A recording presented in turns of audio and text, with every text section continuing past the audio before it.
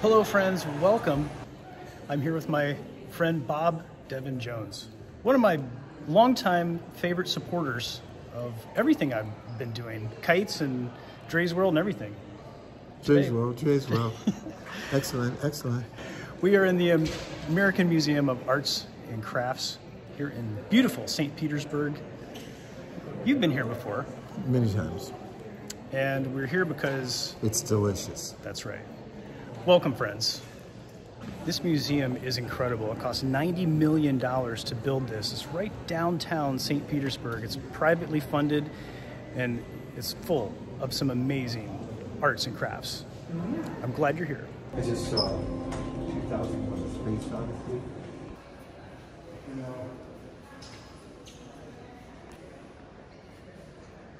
The first piece of art that you see is the two red roses across the moon. Right next to a description, you're talking about John Ruskin and William Morris, two founders of the arts and crafts movement back in the late 1800s. They found that it was more important to have items that were not industrially made and made by human hands. They were more effective and ornamental, and would in turn mean more to the user. Tasteful and simple handmade objects in ornament.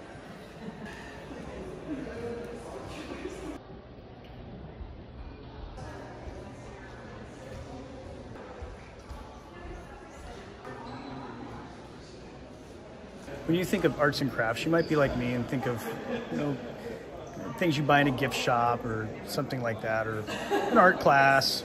You might get together with friends and do a painting with wine or one of those things. Well, this is much different. This is more industrial arts. These are architects and the works of people like Tiffany and Frank Lloyd Wright. Things that they made like doorways and ceilings and chairs and lamps and things that are just architecturally very nice to look at, pleasant craftsmanship. And people like Charles Rolfe.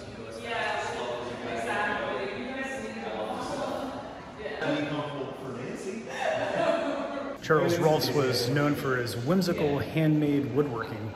His furniture was pretty unique. Ergonomic movement.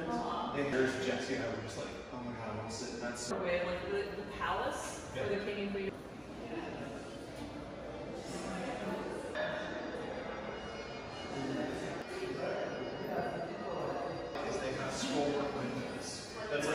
Most of the works here are from George Washington Mayer.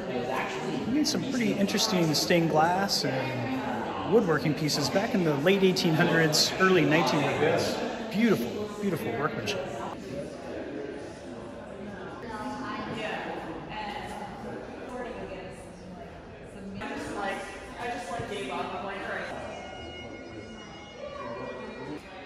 Staircase is from the Chicago Stock Exchange, 1893.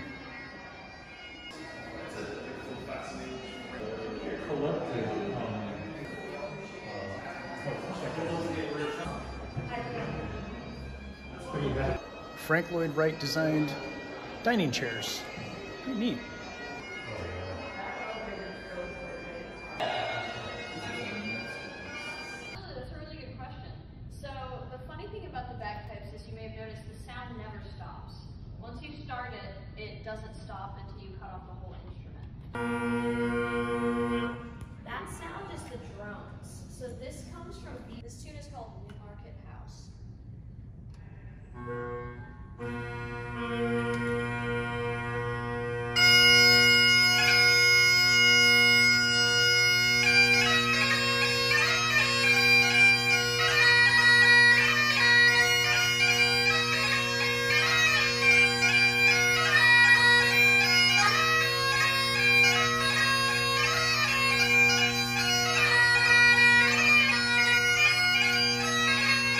It's really cool to have a bagpipe explanation in here. I never really knew much about bagpipes. I was a substitute teacher in college, and I substitute taught a bagpipe class at Highland High School in Anderson, Indiana. A couple days. That's all the extent of bagpiping I know about. But that was really cool. It's not just architectural feats and the amazing works of people like Frank Lloyd Wright. It's also painters and other craftsmen as well. Like this beautiful work of Sarah Agnes Estelle Irvine.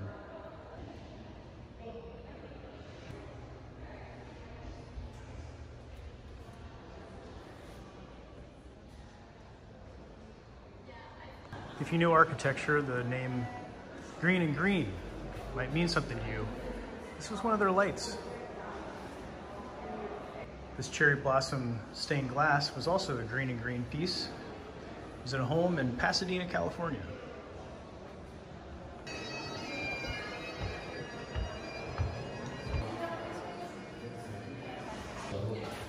Charles Rennie Macintosh. The special exhibit about Charles Rennie Macintosh is about the Glasgow style.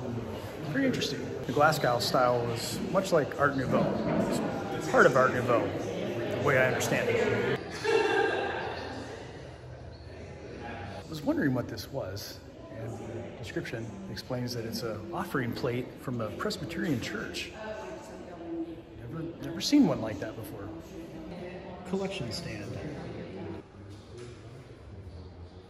From architectural drawings to a vase, some ceramic, and paintings. Quite an artistic life. This is a woodblock print from the 1870s. I love these woodblock prints. Japanese woodblock printing is some amazing, amazing artwork. Very much like that. The Glasgow Institute of Fine Arts was the source of the Glasgow movement. And these posters here are advertisements for the school from the mid-1800s, late 1800s. That's some old paper, and they look really nice for the age. It's neat to see pieces of art that old, especially very fragile pieces of art like paper. Poster paper, to be exact.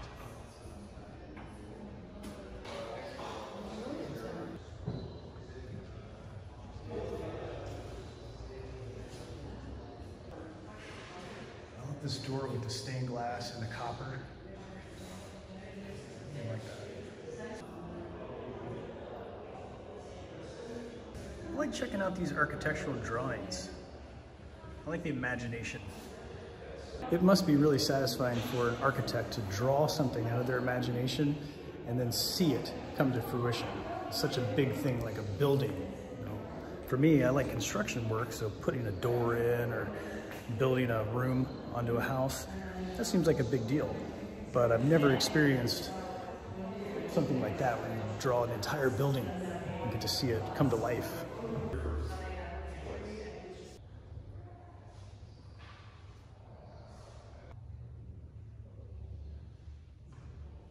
This is heavy burlap and plaster. I've never seen anything like it.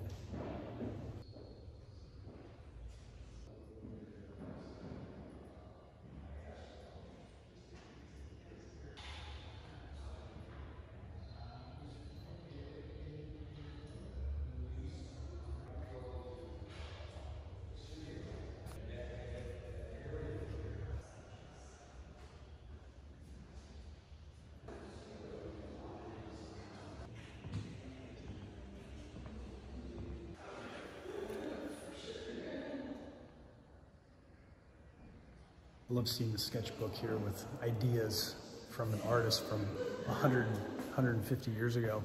I have a sketchbook myself, and I draw little doodlings in it and ideas when I have them and little notes.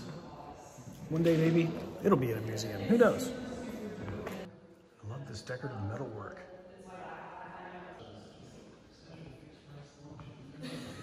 Charles Rennie Macintosh was part of the Macintosh group. There was 4 of them. It was him and his wife and 2 others, I believe, his sister and her husband. I could be wrong. but they created so much stuff, and especially attributed to Charles. Here you see he had some watercolor that he did. He was very talented at his watercolor. He was an architect, designed several buildings, and the furniture that went within them.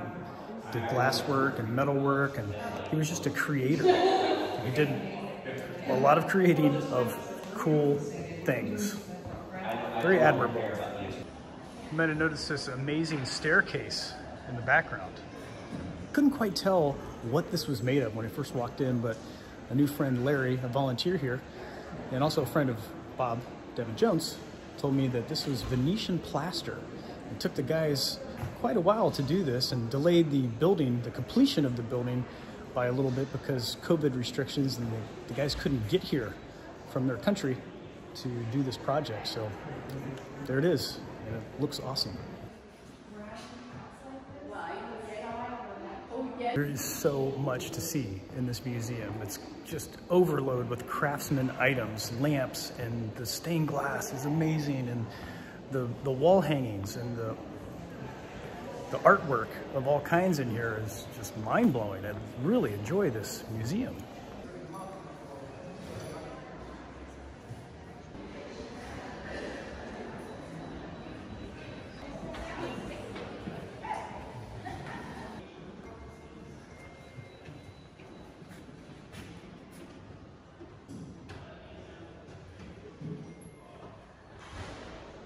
This bathroom we just saw used to be in Ohio. The Two Red Roses Foundation that does a lot of work with this museum went to Ohio, disassembled that, brought it here, and now it's on exhibit. Instead of getting demolished, well, why not just save it? We have only made it to the 4th floor, and I haven't even seen everything on these 4 floors. There's so much to see in this museum. I don't want to just skim through it. I want to really appreciate it. And this video is going to be way too long if I showed you everything in here. So I'm going to make another visit back here one of these days and enjoy the things that we missed. I didn't even make it to the top floor, so that'll be something to look forward to for next time. The Morse Museum in Winter Park, the Dali Museum here in St. Petersburg, and this, the American Arts and Crafts Museum, are my 3 favorite museums I've been into so far. I do like the Air and Space Museum. That was very moving, but this is very cool. I like creating, I like arts and crafts on this level, and craftsman type of woodworking, especially stained glass. This is an incredible collection. One thing we are not going to bypass before we leave is the gift shop. Check this out. It's huge. All sorts of things here. Get yourself a Arts and Craft Movement Jenga game, so you can super annoy your friends when they come over. I like their stuff. They got some cool shirts, mugs, some pottery, really cool art, and postcards. Got to pick up a couple. They also have a couple things for kids and your normal gift shop items. I'll be buying those. Bob. Yes? What did you think of the museum? Even though you've been in here before, there was a new exhibit. What did you think of this? I think it's like getting 2 scoops of Haagen-Dazs when you think you're only getting 1. It exceeds your wildest expectation. It's delicious, and you love it when it melts just a little bit and you can kind of get a little milkshake. And that's what this is. I mean, it's, like I said, I feel like I'm at a Smithsonian Museum in the nation's capital.